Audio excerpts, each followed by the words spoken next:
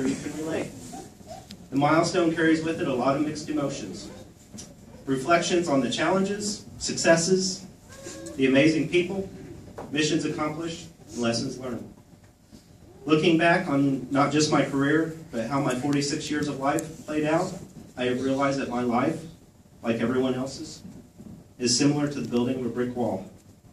A successful life, regardless of an individual's goals and occupation, is laid brick by brick, accomplishment by accomplishment. So my topic tonight is pretty simple. I'm going to show you how some of my bricks laid out. But most importantly, I'm going to highlight the names of the people who so greatly impacted my life. And you will notice a reoccurring theme of Air Force supervisors. Class 13-2, stay with me. On the surface, this might sound like a story of my life and career, but it carries an important message on the part you will play as a supervisor and mentor. You will have the honor of being a bricklayer to young people who desperately need your guidance. And I didn't want to make a big mess and bring in some real bricks, so I substituted 2x4s for bricks, just so I don't make a mess. And I've asked the ALS class wingman, Senior Mahalik, to be my assistant. I'm not going to do any magic tricks. I'm not going to cut her in half. So, Senior Mahalik, if you could come up and we've rehearsed this. So.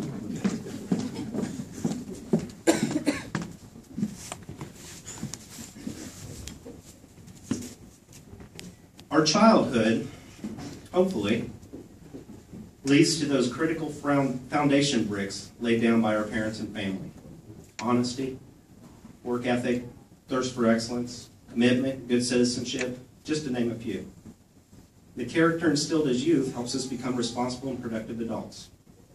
I am thankful for my parents for instilling me the foundation I have today. Go ahead and lay the first two bricks in now. Core values. They are the foundation of what makes us a successful people.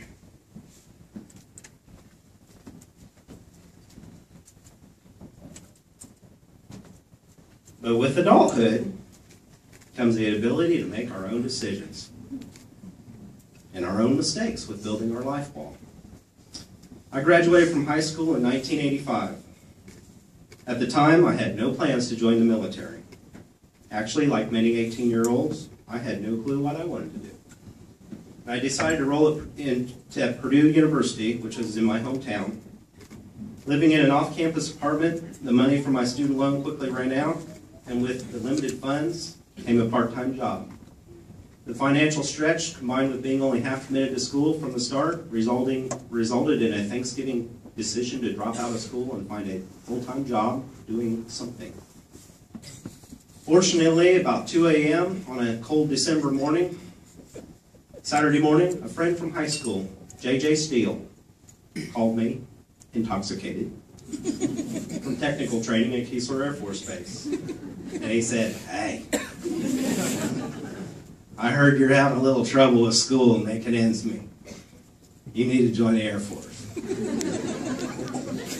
So once I was done cussing him out, calling me in the middle of the night, I actually listened to what he had to say.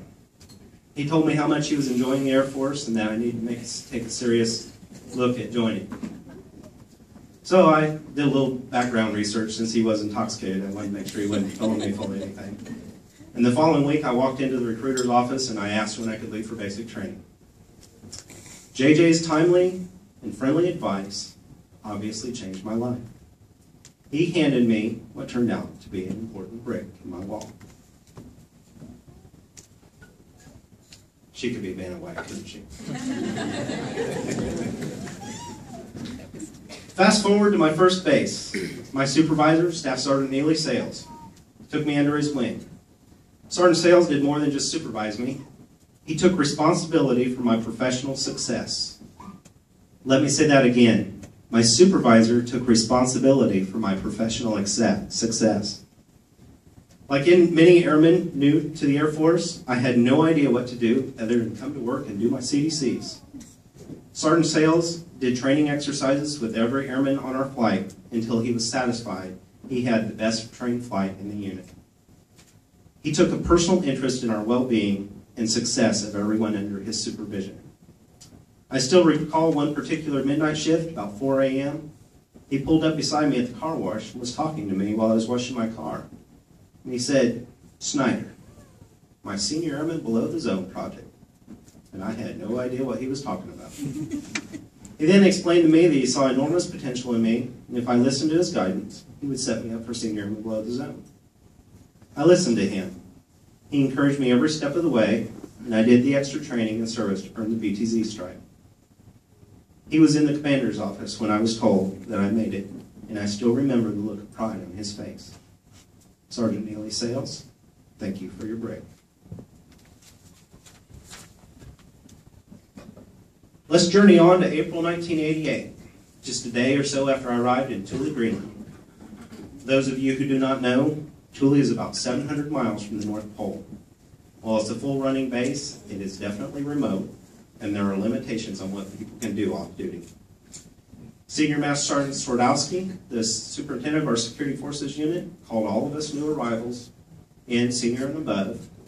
He was pretty blunt about things, and he told us, "You're stupid if you do not leave Thule with a stripe.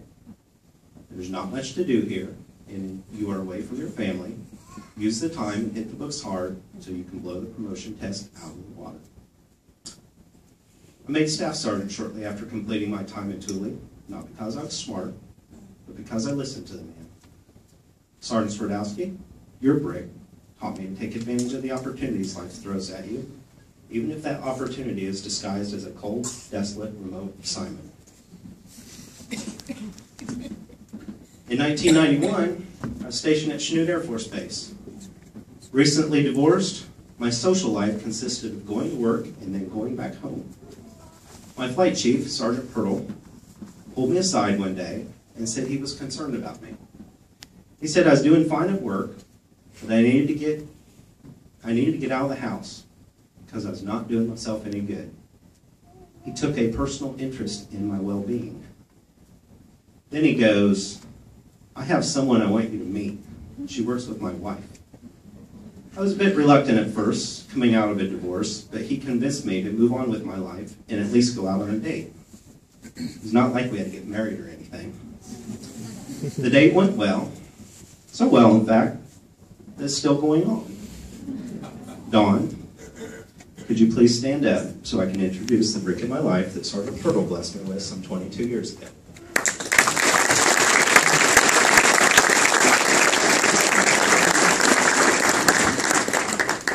Summer 2000, I was a master sergeant working in security forces at Tyndall Air Force Base. I'd let myself get out of shape. I was getting to the point where the commander was going to have no choice but to put me on the weight management program. My chief, Chief Kevin Hodges, went in the commander's office and told him, "Sir, give me 3 months and he will be fine. He has too much career potential to get derailed over something as simple to fix as this." Chief Hodges got the okay from the commander, and then he came and told me, "You and I are running 6 a.m. 5 days a week. We will start slow and work up." Chief Hodges could have just as easily counseled me and told me to get moving. But he was a leader, another who took a personal interest in the success of his subordinates. He not only told me how to get in shape, he ran with me every single day. 8 weeks later, I was 15 pounds lighter. Chief Hodges, your brick showed me that the best supervisors don't just talk, they act. Your leadership had a permanent impact on my lifestyle and quite possibly saved my career. September 2002, I was at headquarters AMC, and my supervisor, Major Bang, asked me why I had not finished my college yet. I told him I had my CCF degree. He said, "Look, that's fine, but why don't you use your tuition assistance and finish your bachelor's degree now? It would not only help you get promoted, but it'll help set you up for a good job after you retire." And then he added, "The hardest thing is getting started." Major Bangan, thank you, sir, for the brick that got me back in the classroom after I had such a poor showing after high school. Not only do I feel like a better senior NCO because of my college experience, but I feel like I set the example for my children in their future. Our lives do not add up into perfect, nice brick walls. On a personal level, The loss of my parents, divorce at a young age, and subsequently losing my daily interaction with my daughter was tough. 2 remotes away from my family was challenging. They caused my bricks to not always line up straight. Professionally, I won't ever forget the supervisor who gave me a 4 EPR. And after I asked him what I could do different, he said, "Oh, nothing. You're just new here. Nobody knows about you yet." That will mess a brick up. But you have to keep moving. You have to keep persevering. Obviously, with me being 46 years old, there was a lot more bricks in my wall than you're seeing tonight. They've been placed there by a mixture of family, friends, and Air Force members. But this gives you a tiny example of the impact others have on your life. It is my belief that what truly defines people is not our accomplishments, our possessions, our wealth, or unique talent. No. What truly defines us is how we act when given the opportunity to make a positive impact on another person's life. How we parent our children, our genuine friendship to others, and in the case of us airmen, how we handle ourselves as supervisors and mentors to the next generation of airmen.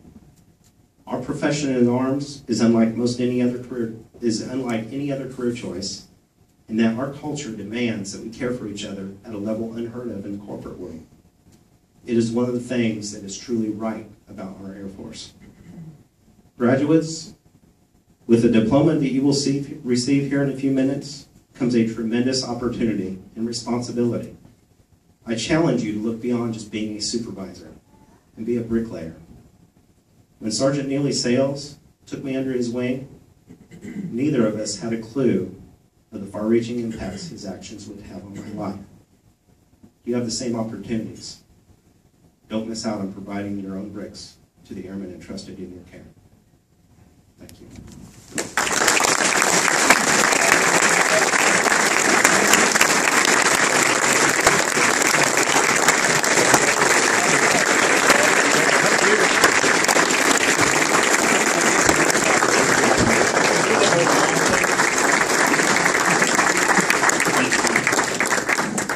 On behalf of Class 13-2,